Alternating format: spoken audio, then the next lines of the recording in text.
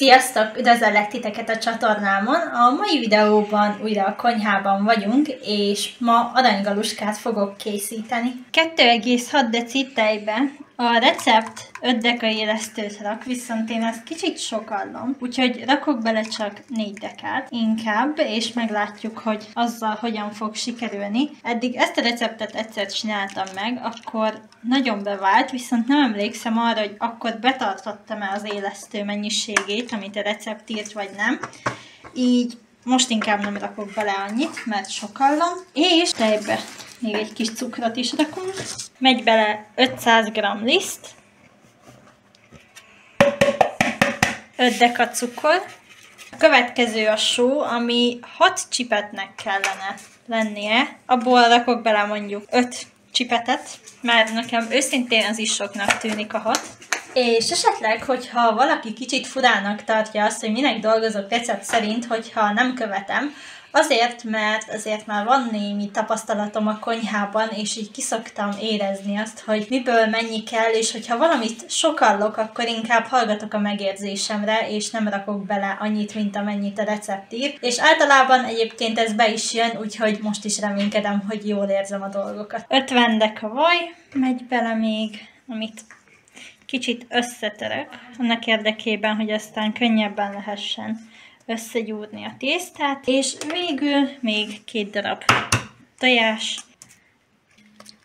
Az élesztő nagyon szépen felfutott, úgyhogy hozzáadom ezt is a többi hozzávalóhoz, az alján maradt cukrot is, és most jöhet az összeragasztása a tésztának.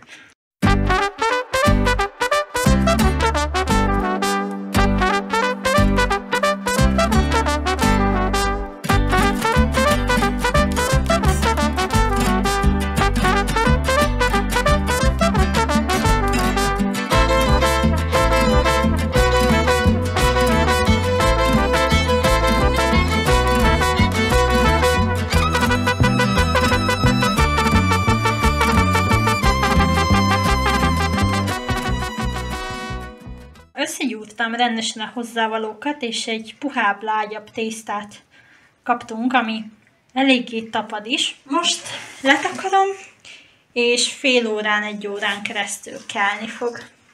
A tészta gyönyörű szépen megkelt, 1 órát hagytam végül, és ez most kijön a deszkára. És egy kicsit átforgatom a lisztbe, hogy ne tapadjon annyira.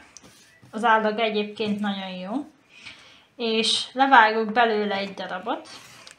4 felé fogom majd vágni összesen. És az első darabból szépen elkezdek egy kígyót formázni. Nos, nekem ez a méret meg is fog felelni.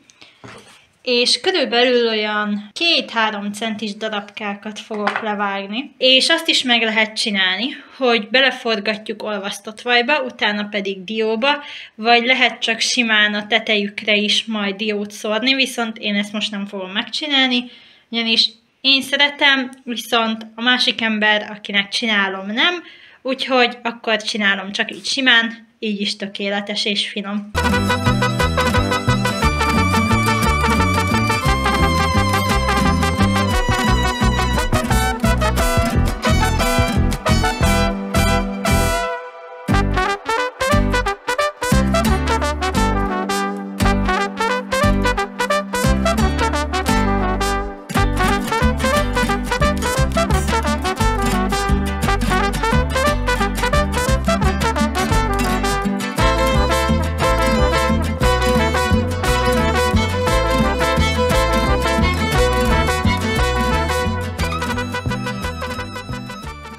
Szerintem ebben az aranygaluskában igazából az a jó, hogy mindenki csinálhatja a saját kénye kedve szerint, ugyanis ugye előbb említettem, hogy dióval is körbe lehet vonni, vagy akár csak a tetejére rakni.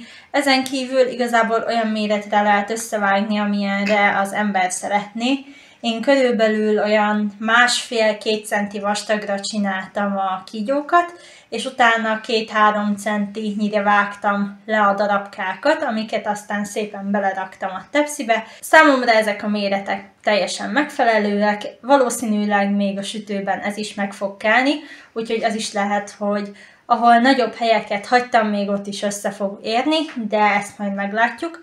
200 fokra állítottam a sütőt, egy 10-15 perc múlva megnézzük, hogy mi a helyzet.